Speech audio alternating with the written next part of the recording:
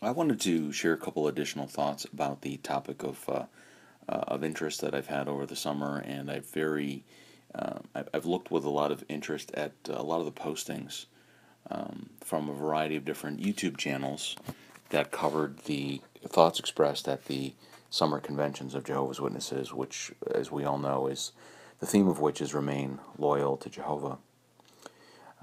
The other day, I travel a lot for work, and the other day I was listening to or watching one of the newest uploads from a YouTube channel that I hadn't seen before. It was Tess Leonhardt, I believe it was her first video, and she'd mentioned something in there that I was thinking about a little bit. She had mentioned that you can't you can't wake a Jehovah's Witness up; that they have to wake themselves up. And the more I think about that, and the more I thought about that, the more I determined I really do agree with that. I mean, personally, I would love to be able to say or do something that would break the spell of the people that I love that are just completely under the control and the thought processes of JW.org and have been so for their whole lives. But it's a difficult thing to do. I know that when I was still a witness, if there was an outright confrontation, let's say there was, for an example, I remember there was a protester that used to protest at some of the conventions way back in the day. This probably goes back like maybe 30 years. And this individual, one summer, actually wore a devil suit. So it was a bright red head to toe bodysuit, complete with the foam devil horns on his head, and the suit had a tail on it. And he was walking around in the hot, humid weather. He had a mustache and a goatee painted on, as I recall. And he was marching around the convention grounds for the entire time. I think it might have even been back when we used to have 4-day conventions, if I recall correctly. Anyway, he was marching around with this sign that said something to the effect that Watchtower Doctrine was dogma nur. Dogma, D-O-G-M-A. Dogma nur. And he had this little cartoon picture of a steaming brown pile with flies flying around it. And I look back at it now, and I can see, it was clever. But at the time, when I was an active witness, I would see something like that, and I would just, my defenses would automatically go up. I think it was even involuntary. It just, that person is crazy. I never gave any consideration to whatever the message was. And I think it was probably the method of delivery of somebody who was that extreme was just a turnoff. But all kidding aside, I think that personally, it was ultimately an appeal to logic, and not in the sense of trying to convince me, but rather when I heard a logical argument that I wasn't able to suppress, when I was intellectually trying to digest a thought that was in conflict with a thought that I had. In some cases, admittedly, it took a very, very long time. It might have taken some of these conflicting thoughts that I wrestled with. It might have taken a long time for that to actually germinate into, me consciously thinking about some of these things. But when it comes to loyalty, getting back to that term of loyalty, which is the theme of the convention, a Jehovah's Witness this summer has listened to 6 hours a day, I believe, 3 days over the weekend, talking about loyalty this and loyalty that and all these different facets of loyalty. So I know as it relates to what JW.org and the organization has told witnesses when it comes to loyalty, I've seen much of the content of those conventions because of a variety of different YouTube channels. But what if, as a brief exercise, what if we don't think anything about your relationship with Jehovah or your relationship with JW.org or whatever you want to call the organization, or even your local congregation? Let's just set that aside, because that's a kind of an emotional topic, and that's a subject matter that I think a lot of witnesses would be very defensive about. So let's just set that aside. What if we were to focus on your interpersonal relationships for just a moment? So if you're married, think about your relationship with your spouse. If I were to ask you off the top of your head, what are some of the things that you and your spouse disagree about? Are they substantial things? Are they mundane things? Does one of you like to squeeze the toothpaste tube from the middle and the other one from the bottom? Does one of you prefer the toilet paper roll to go one direction and the other of you prefers that it goes the other? Or does it drive you crazy when somebody leaves a toilet seat up, or the hangers are in the closet going the wrong direction, or whatever? I mean, there's got to be something that you and your spouse, again, off the top of your head, that perhaps you have a different opinion about. If I were to ask you, could you come up with that? Would it take a long time, or could you, off the top of your head, come up with an example of some area where you might not agree with something, whether it's mundane or not? If you're not married, what about, think about maybe your best friend. What are the topics that you and your best friend have a difference of opinion on?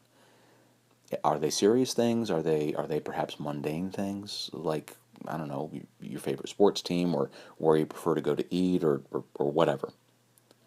If you're not a witness, think about maybe your political party.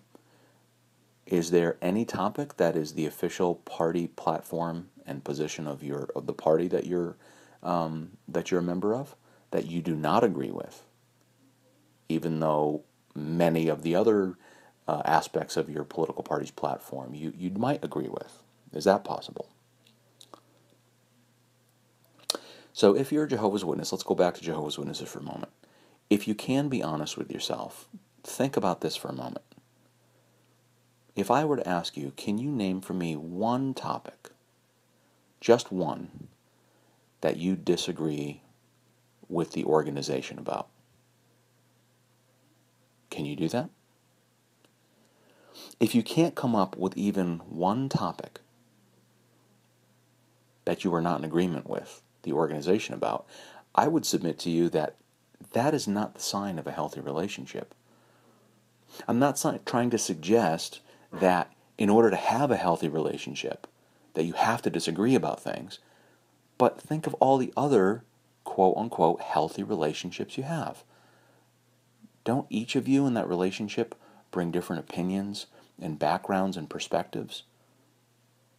So if somebody is saying you have to agree completely with what I believe, you don't put up with that in any other relationships that you have. So when you go to the Watchtower Online, the library, or jw.org, you can only go back so far. You can't go back to any online resource and take a look at Watchtower publications from the 50s and 60s and 70s or 80s. When you go to Watchtower Online, I think the farthest back you can go is about the year 2000, with the exception of maybe a publication or two. But even within the limited look-back time frame that is available on the Watchtower Online Library, when you look at things like questions from readers, for an example, it seems like there's a lot of different topics that individual witnesses have asked about because they have no idea what to think until the organization gives an opinion about something. So look at some of the topics that are discussed over the years. So how many witnesses, after reading an opinion that's put forth by the Watchtower, think, well, if that's what the organization's position is, that therefore that is going to be my position? So if there's, again, not even one topic that you can have your own opinion on, is that a healthy relationship? Is that like any other relationship you have in your life? So the next point I'd like to bring out is, again, keeping it in the interpersonal relationship category. Let's say that I were to have a difference of opinion with my spouse. Maybe it's something mundane.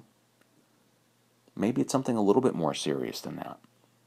But the fact that I have a different opinion, does that make me disloyal?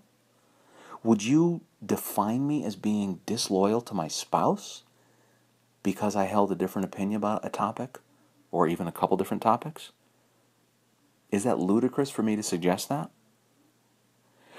Why would it then be any less ludicrous to suggest that if an individual witness has any independent thinking, that they are therefore being disloyal to the Creator of all existence, because that is exactly what jw.org teaches.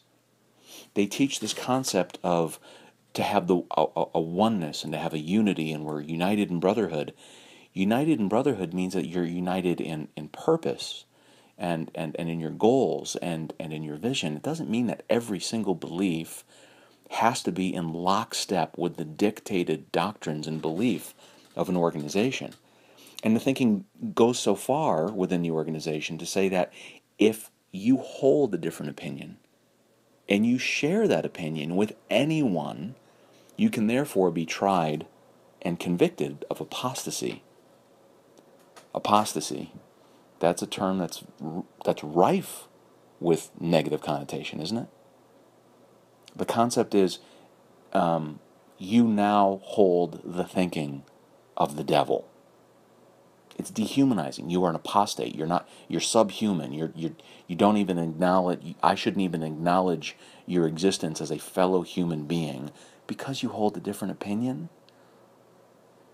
Because that's what the organization would have you believe.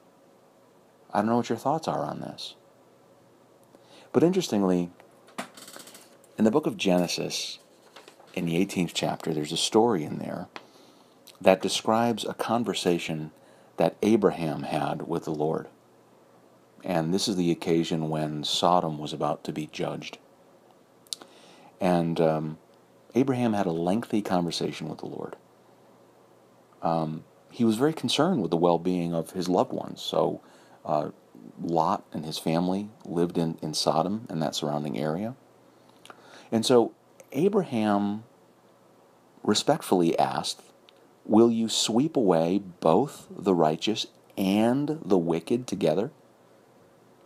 And he used the term something to the effect of, will not the judge of all the earth do what is right? And he tried to reason logically based on principle. And he said, if there are 50 people in the city, wouldn't you spare the city for 50 people? To which the Lord agreed.